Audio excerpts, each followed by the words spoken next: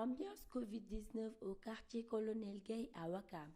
Ce 14 juillet qui marque la fête nationale de la France sera célébré cette année-ci en mode restreint, avec un strict respect des mesures barrières, sous la présidence du général de brigade Bruno Barras, en compagnie des autorités militaires sénégalaises. Voici les commentaires du capitaine Bernard.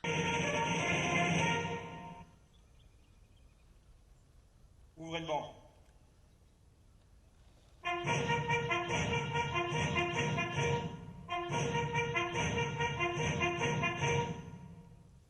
Ordre du jour numéro 17.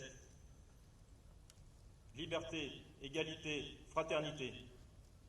Comme les trois couleurs de notre drapeau, ces trois principes guident notre engagement. Ce sont les valeurs humanistes, héritées du siècle des Lumières et de la République, qui sous-tendent les actions de notre pays et de leurs armées. Aujourd'hui, devant les couleurs de notre nation, nous nous rappelons le sens du métier des armes. Un métier exigeant que nous avons choisi. Un métier qui implique d'assumer la lourde responsabilité de l'emploi des armes de notre pays. Un métier qui accorde le pouvoir extraordinaire de donner la mort au nom de la nation, avec son pendant qui est d'accepter la perspective de la recevoir. Il est nécessaire de se rappeler régulièrement les fondements d'une armée, car c'est ce qui permet d'en saisir les ressorts intimes, ceux qui fondent son efficacité. Il ne s'agit pas d'une force de police, mais bien du prolongement de la volonté d'une nation d'assurer la défense de ses citoyens et de son territoire. Sa vocation est de produire un seul bien, la paix. Et c'est bien là le paradoxe apparent d'une armée. Son seul objectif n'est pas tant de faire la guerre que d'assurer la paix à ses compatriotes. Une paix indispensable à la prospérité des peuples et au développement d'un pays sous toutes ses formes. Or, l'histoire nous a instruit que cette paix était bien fragile. Elle est sans cesse éprouvée. Sa préservation est aujourd'hui plus complexe. Dans un monde où les frontières entre paix et guerre s'estompent, un monde où la violence entre les communautés humaines se libère et où la notion même d'État est niée par certains, il est de plus en plus délicat de maintenir la stabilité et la sécurité. La défense d'une nation ne peut plus se concevoir de manière isolée. La coopération et les partenariats sont indispensables pour venir à bout de menaces collectives, de menaces transnationales qui s'enferment parfois dans une folie destructrice, qui poussent les États vers le chaos et les populations vers de longues souffrances. C'est pour lutter contre ces fléaux modernes qui menacent nos sociétés que les armées françaises interviennent un peu partout dans le monde avec leurs partenaires. C'est pour assurer la liberté de nos compatriotes que nous nous battons. C'est pour permettre à d'autres peuples de goûter à cette liberté chérie que nous intervenons aux côtés de nos alliés, pour qu'on nous batte ceux qui prônent l'obscurantisme et la négation de l'homme. Au Levant comme au Sahel, les armées françaises vivent pleinement leur vocation de défense des valeurs fondamentales de notre humanité. Elles y sont engagées avec ce souci profond de l'égalité entre les nations. Elles appuient les forces armées locales dans un respect permanent de leur souveraineté.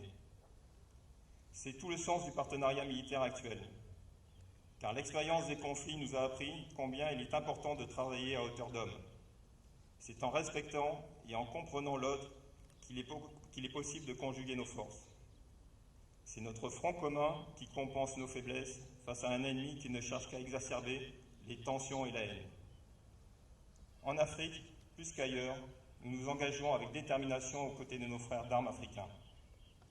Car les jeunes Français et les jeunes Françaises qui ont accepté de mettre leur vie au service de leurs compatriotes savent combien notre histoire est imbriquée à celle de l'Afrique. La France partage un passé commun avec de nombreux pays. Un passé court et tumultueux, mais un passé qui a tissé des liens indéfectibles entre nos peuples. À l'occasion de cette cérémonie, le général Barras a profité de cette occasion pour effectuer la remise des décorations pour quelques soldats.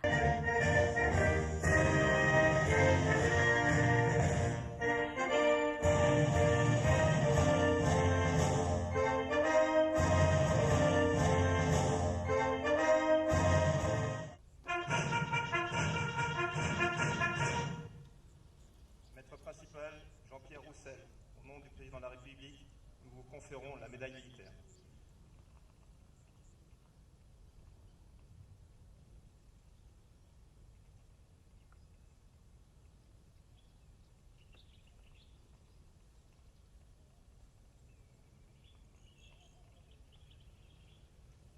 Adjudant Cyril Lepalu. Laurent, au nom du président de la République, nous vous conférons la médaille militaire.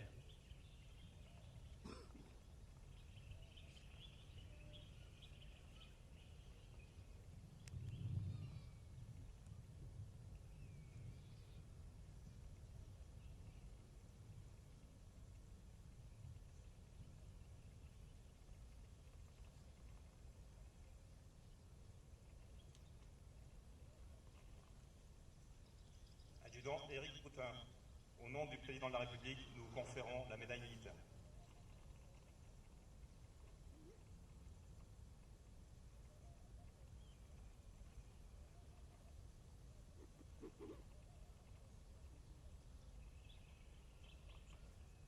Fermez le banc.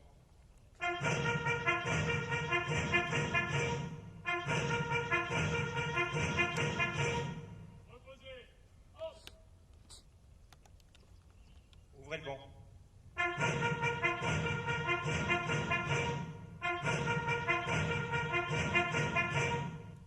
Lieutenant-colonel Haribo, au nom de la ministre des Armées, nous vous décernons la croix de la valeur militaire avec étoile d'argent.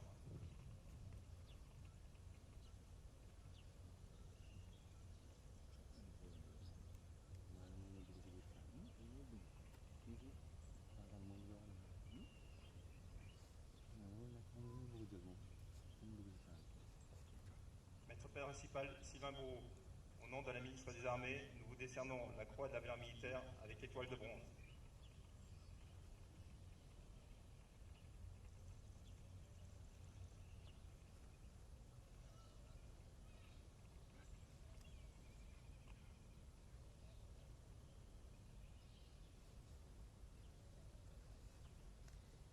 Adjudant-chef Jérôme Estrade, au nom de la ministre des Armées, nous vous décernons la médaille d'or de la Défense nationale avec étoile de bronze.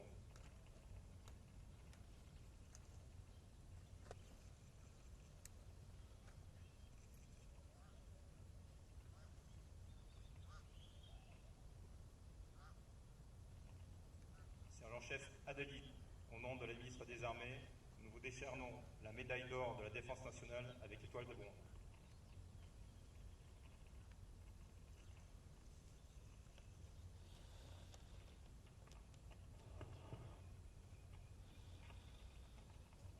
Fermez le banc.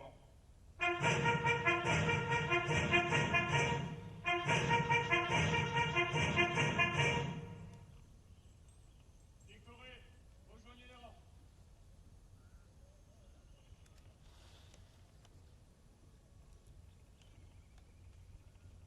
Ainsi se termine en beauté cette cérémonie autour d'un rafraîchissement et des échanges sur la sensibilisation sur les mesures barrières de lutte contre la COVID-19.